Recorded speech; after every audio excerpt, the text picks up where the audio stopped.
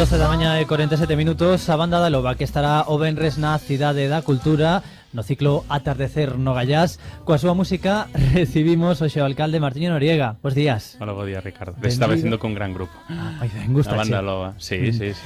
Benvido, decíache, de novo tralo permiso de paternidade e enhoraboa por ese pequecho. Todo ben, non? Todo ben. Todo ben. Todo ben, dormimos menos do desexable, pero estamos moi contentos. Tempo para disfrutar da familia, por suposto, e para reflexionar. Bueno, máis que para reflexionar, para disfrutar, é certo que sempre oxixenas, hai cuestións que non foron delegables, quero decir, tanto permiso, hai sociedades municipais que non se poden delegar na alcaldía en funcións e cuestións que hubo que atender, co cal hubo axenda permanente moito máis alixeirada e iso sempre che dá un marxen para respirar. Decía yo da reflexión porque ten pendente unha decisión. Sí, pero está datada no mes de setembro, co cal é unha decisión que todavía está embargada para máis meditación. Pero non está tomada. Non está tomada, xa sei que nadie me cree, pero non está tomada. No, digo porque non sei se ten pensado facer, podemos chamar así un Feijóo, non? Enredar co seu futuro para logo... Non, cheguei a unha conclusión no seu momento de que abrir o debate preelectoral con antelación non era positivo, que estábamos moi centrados na xestión municipal e que os tempos políticos a día de hoxe son impredecibles, entón marqueime ese horizonte no que hai razóns políticas e tamén hai razóns persoais. E foi sincero, sendo consciente dos meus compromisos colectivos, a cuestión das datas e de pensalo e falalo colectivamente sincero, aínda que son consciente de que ten pouca credibilidade en moitos, comenzando por ti. Esas razóns políticas das que falaba, poden ser os líos nos que está metido a formación política que pertence en Marea? Non ten nada que ver. No? Non ten que ver. Ten que ver nós en Compostela Aberta, que somos unha candidatura de confluencia que eu creo que funcionou, está consolidada na cidade e ten legitimidade. Estamos moi centrados na cuestión da gobernanza da cidade, no grupo municipal, e evidentemente non actuamos nunha posición cantonalista, estamos implicados co que pase no país e co espazo de unidade popular a nivel galego. Pero non ten que ver máis cos tempos na cidade, co espazo e logo ca percepción de que seguimos operando todos e todas polos tempos clásicos da política cando todo mudou. Eu sempre penso que hai 2 meses había outro goberno, xa pasaron 2 presidentes, 3 ministros de Cultura, xa hubo cambios, 3 seleccionadores creo que pasaron.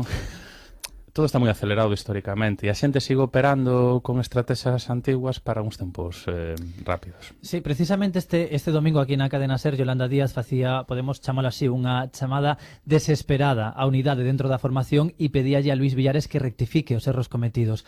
Comparte esta idea, esta reflexión con Yolanda Díaz? Bueno, eu creo que hai unha distorsión entre as dinámicas de varias candidaturas de unidade popular a nivel local que están consolidadas e determinadas problemáticas que está vendo no espazo de unidade popular a nivel galego, non? Pero eu creo que hai que ser respetuoso cos espazos e únicamente actuar de maneira propositiva e de maneira constructiva, non? Eu teño ofrecido a miña opinión en varias ocasións e que creo que a opinión ten que ser sempre para construir, non para dar pasos atrás. E acláreme unha cousa, porque hoxe sabemos que Compostela Aberta propón renovar a dirección de En Marea e crear unha nova mesa de confluencia. Non, Compostela Aberta o que propón a través da súa coordinadora un documento que vai ser debatido esta semana na Asamblea, na cal sí que se ofrece como a candidatura municipalista de Unidade Popular con vocación de país para intermediar na situación que se está a detectar de distorsión, tanto no espazo a nivel galego como no que ten que ver as relacións do espazo a nivel galego cas propias cidades e cas vilas, non? Creemos que hai legitimidade, a coordinadora así o pensa, e eu creo que é responsable, non? Alguén dirá, bueno, non tedes bastante traballo como para andar intermediando ou actuando en este tipo de situaciones. Bueno, que eu creo que non podes vivir de costas a determinadas dinámicas que se está a dar e de alguna maneira hai que corresponsabilizar a todos os axentes no espazo, tendo en conta que un espazo que pode disputar a hexemonía o Partido Popular, non? E agardemos a que se dé o debate. Eu creo que por unha cuestión de respeto aos compañeros e compañeiras da Asamblea Local e tamén a coordinadora que foi a proposta, eu prefiro que se dé o debate e que logo, en base ao que opinan os compañeros e compañeiras, pois exerzamos ou non esa labor de intermediación. Eu creo que é positiva exercela, pero vai depender do que opinen os compañeros e compañeiras. Sí, e renovar a dirección supón renovar a portavocía. A ninguén se... Non, eu creo que o debate non é nominal. Non? Non, o debate non é nominal. O debate parte da constatación de que moitos colectivos se autoexcluíron dos órganos de representación de En Marea e que iso conlevou, por unha parte, a que tamén haxa hiperrepresentación de xente que non representa tanto no espazo, pero estou a falar a nivel colectivo, non estou falando do portavoz nacional. Entón, de alguma maneira, hai que facer un chamado a que, moi ben, se o espazo a nivel galego non representa ou está hiperrepresentado, para empezar, hai que entender que os colectivos e a xente que forma parte do espazo da Unidade Popular está disposto a exercer e a comprometerse co espazo. Entonces, polo tanto, non é un debate, entendo que non é un debate nominalista. E logo, por que Compostela Aberta ou a coordinadora lanza esta proposta? Bueno, aconteceu o de Ferrol, onde empeza a haber duplicidade de candidaturas. Eu creo que hai que ser responsables en estos momentos. E tamén Compostela Aberta é un espazo onde todos e todas, militantes ou non de partidos políticos, desarmamos as posicións de parte.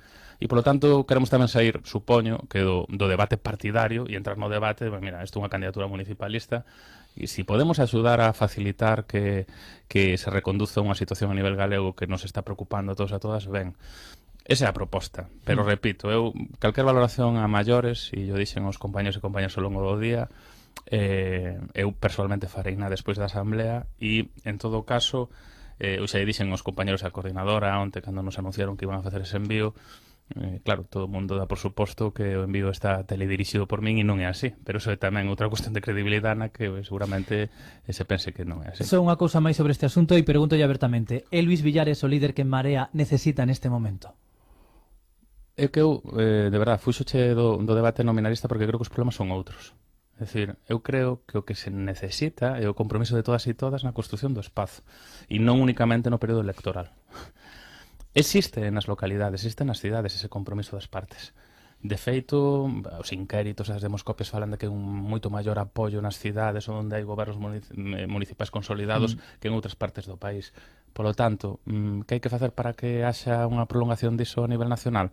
Pois que todos os actores estén implicados, que non teñen por que renunciar ás partes. E eu creo que se todo o mundo está implicado, habrá unha representación axustada, as sensibilidades de cada quen, e o portavoz será quen o decida o conxunto, non? Eu sí que, estes días sí que dixen no seu momento que a mí me preocupaba o que aconteceu en Ferrol, porque, claro, é unha candidatura gobernando, de Unidade Popular, con proxección e expectativas de poder seguir facendo, e na xente do común é difícil de interpretar o feito de que se impulsen candidaturas en paralelo tamén do propio espacio, eso non o entende ninguén. E a min, o que non entende a xente do común, cóstame moito poder defendelo, non? Entón eu creo que esas cousas non poden acontecer ou non pode haber ese efecto contagio, e para eso tense que corresponsabilizar a todo o mundo. Aquí hai cidades gobernadas, hai expectativas de adquirir tamén nova representación. E, bueno, esperemos a ver que debate da Compostela Aberta e que labor pode facer en chegado o caso de intermediación e polo menos que non se nos diga que non intentamos ou que buscamos unha posición cómoda de cidade, porque é certo, se o miras dentro dunha posición fora da responsabilidade, estratégicamente, pois a mellor pensas que necesidade hai. Bueno, pois veremos que pasa con En Marea e o seu futuro. Falemos agora de algúns dos asuntos pendentes aquí na cidade. Iniciadas as obras da Intermodal, víamolo vostede outro día co presidente da Xunta inaugurando esas obras.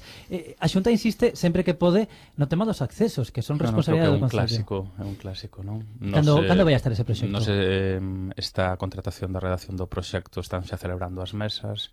O período de redactar o proxecto son de 3 meses, unha vez adxudicado, e logo hai que licitar as obras. Estamos a falar de que outro día comenzaron as obras da estación de autobuses que o período son de 18 meses. Nós sempre dixemos, dende o inicio, que queremos executar os accesos no tramo final das obras da estación de autobuses para non provocar un conflito de mobilidade na cidade. Traballamos con esos plazos.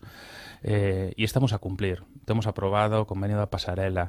O outro día xa lles anunciaba que todo o tema de ocupación de terrenos, de consignación de expropiaciones para a construcción da estación de autobuses fixose en un tempo récord. Lo que se van a consignar ao longo destas semanas cantidades para a xente cando as expropiaciones en calquera administración tardan 2-3 anos. Nós estamos comprometidos con ter boas infraestructuras na cidade e nós imos a cumplir con oso. O que pasa que eu creo que xa quedou aí como chascarrillo e utilízase de consesgo partidario, e eu xa fuxo diso, xa eu teño dito a conselleira e tamén ao o presidente outro día na presentación. Eu creo que eso quedou ao marxen e agradécese porque non ten ningún sentido seguir con esas cousas. E sobre outra infraestructura pendente, a depuradora, non sei se ten prevista algunha reunión co novo equipo do Ministerio de Medio Ambiente para abordar o futuro desta infraestructura. Hai un escrito mandado e hai un contacto permanente entre os gabinetes e se está intentando preparar un encontro tendo en conta que na maior parte dos equipos ministeriais moitos cargos intermedios están agora pois sustituíndose, non? E eu non lle podo pedir a un goberno recén chegado que en 1 ou 2 semanas teña definido que a estrutura de decisión. Mandóselle toda a documentación, constame que se está mirando con atención, constame que hai unha oportunidade de que o goberno central cambie de posición respecto ao debate da depuradora, pero quero darlle os tempos e agardo que en breve podamos ter ese contacto. Sí, e confía en que haya unha maior sensibilización por parte deste novo goberno coa proposta que foi Compostela Aberta. Teño esa esperanza, máis que nada porque na corporación a petición de ir a unha construción da nova depuradora onde se atopa a vella, eu creo que ben vista incluso polo BNG e polo PSOE na corporación. E eu agardo de que, bueno, unha proposta de menor impacto e menor custo e podendo entrar no período de fondos, bueno, conte co place do Goberno Central, que até o momento non contou, eu creo que por unha cuestión de axuste de contas porque o Concello se desmarcara daquelas negociaciones. E só unha cousa máis, alcalde, deixámoslo para o final. Hoxe o turno dos ointes é para Josefa, que nos chamou esta semana e enseñille antes unhas imaxes, unhas fotografías nas que se pode ver maleza na zona do Sar, nas fincas do campo de fútbol, no taluz de Adif. Esas zonas son un perigo para a xente que vive ali, alcalde. Sí, mirarémolo e notificaremos, non? Eu xa che comentaba que o tema de cauce competencia de Aguas de Galicia, o Concello non pode actuar directamente para limpar e nos taludes de Adif, é dicir, a administración local non pode entrar. Quédame por comprobar se o resto das fincas é de titularidade municipal, co cal acometeremos limpeza xa, ou se fora de titularidade privada, teríamos que notificar para que limpen, non? O faremos, darei recado coas fotografías aos equipos de desbroces. Bueno, pois hai que dar ese compromiso e cando haxa algunha decisión tamén nos lo comunican para que yo podamos decir a Josefa. Alcalde, moitas gracias por estar connosco. Un placer, Ricardo. Ata dentro de 15 días. Ali estaremos. Quedamos emplazados. Veña.